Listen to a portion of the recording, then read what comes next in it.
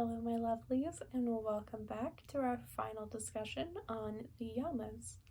As a reminder, the Yamas are a moral code or moral guideline that was outlined in the Yoga Sutras by Patanjali, and today we'll be talking about the final Yama, Aparigraha, or non-possessiveness. The literal translation, or a more literal translation for aparigraha, is not grasping things, but is often taken as non-possessiveness. It helps us achieve a balanced relationship with things that we each call mine. A yogic maxim says, "All things of the world are yours to use, but not to own." We can make a good use of possessions that come to us and enjoy them without becoming emotionally dependent on them. Then they neither yield power over us or lead us to false identities and expectations. I think this is one of my favorite yamas that we have, and I think it's one of the most common ones seen when talking about yogic philosophy, about this idea of detaching yourself from worldly possessions. And it doesn't mean that you don't have any worldly possessions. It more refers to we do not give worldly possessions an emotional power over ourselves and become so ingrained in our identity that we feel that we would be lesser without them. I would like to make a little note that these are a bit different than a sentimental object. A sentimental object would be something that gives you an emotional response, and this is okay as long as we do not become so attached to something that without it we would once again feel lesser. I think of the Marie Kondo idea that if it sparks joy within you, then keep it. If it does not, let it go. And I think that's one of the best ways to think about this Yama, that we can have items that make us happy to have, but ultimately they do not define us and they do not define our lifestyle.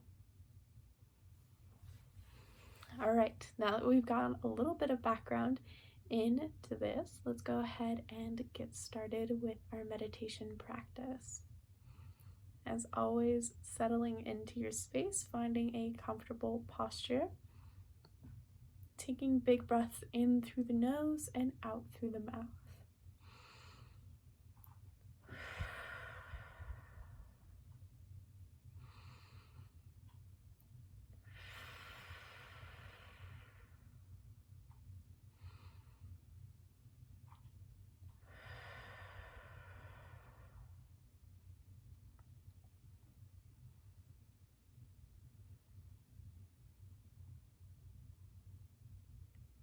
Taking this time to focus in on your original assumptions of aparigraha, aparigraha, aparigraha, aparigraha.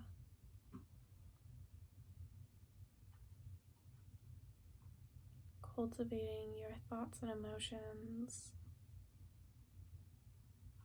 regarding the idea of non-possessiveness and living a life of non-possessiveness.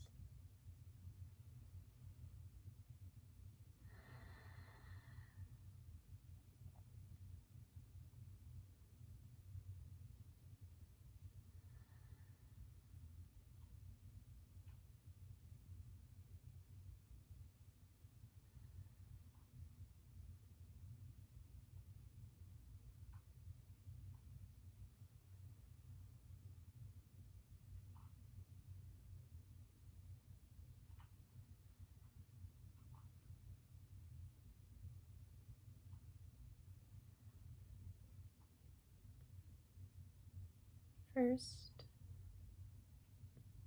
identifying how inviting aparigraha to physical objects can allow us to release tension around the things we surround ourselves with. One of my best examples would be your cell phone. Many of us tie our identity, tie our life, tie our connection to those around us, to our cell phones. And we can often feel that without them we would be lesser. When something is so integral to your life and so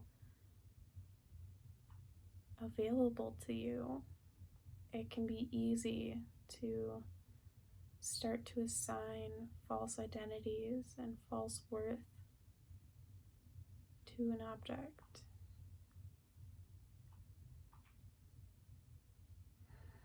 So by living with the idea of aparigraha, we take time to notice when we become overly dependent, overly possessive of these physical objects. Take mind and take note,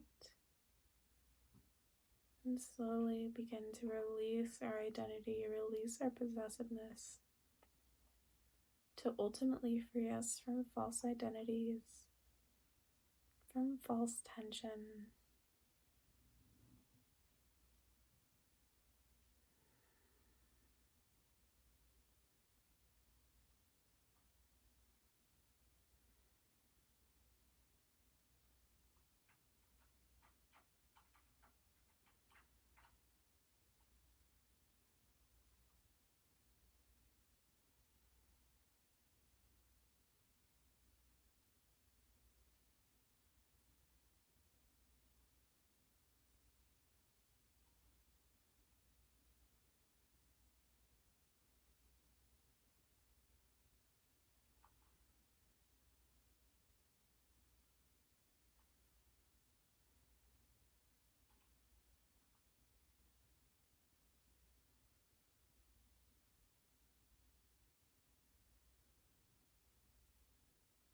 In addition to physical objects, we can also practice aparigraha with ideas and thoughts about ourselves. One example that many of us can relate to, having either been in school or currently in school, is our grades and how we can assign our worth and our identity to our GPA or to the grades we receive in certain courses. We can become possessive and protective. And while we can derive enjoyment and while we can feel accomplished through our grades, it's important to not let them define you, to define your identity.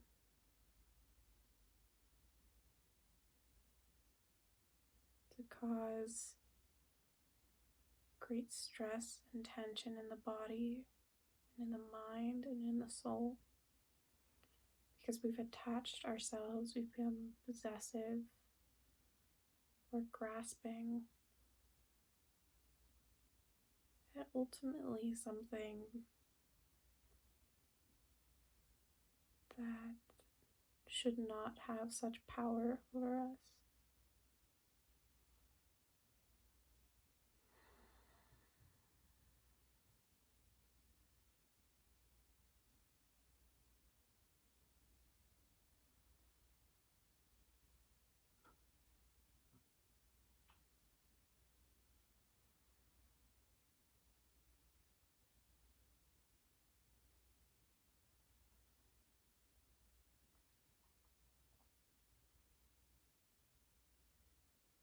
One final example I'll present for how we can invite Aparigraha into our life is through social media.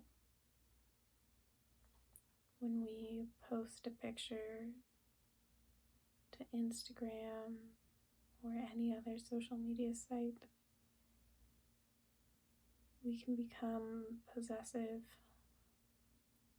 over the amount of likes, over the comments, over the thoughts and ideas that people have regarding this.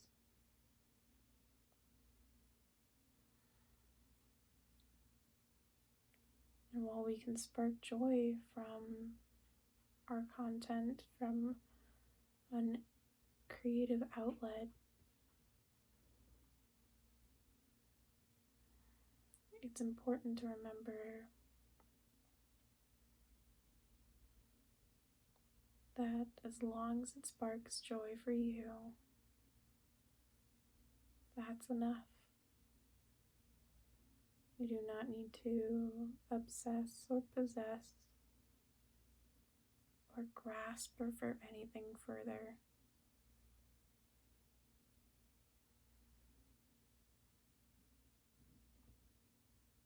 These pictures are for us to use to express ourselves, but they do not own you. They do not own your worth or your identity.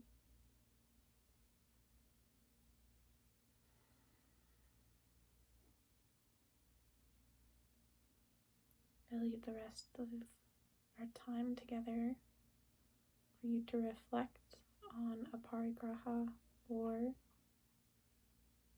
to allow the mind to wander, see where the train of thought leaves you. You begin with the idea of Aparigraha.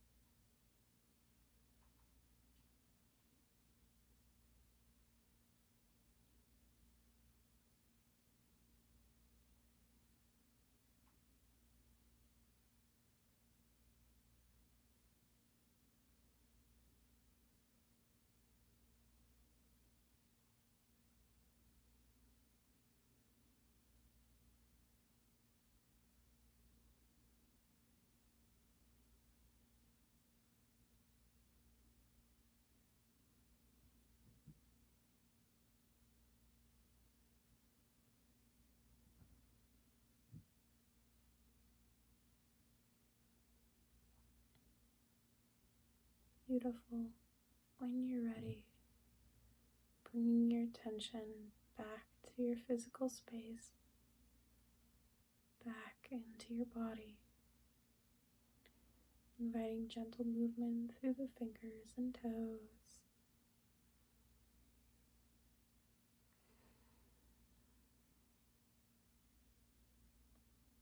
and with eyes either open with a soft gaze or closed, bringing hands to the heart center.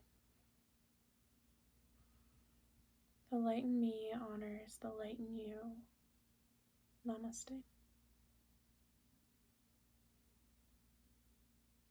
Wonderful. Thank you all so much for joining me today, and thank you for joining me into the dive into the Yamas. Next up will be the neat Yamas. Hope to see you there. Bye.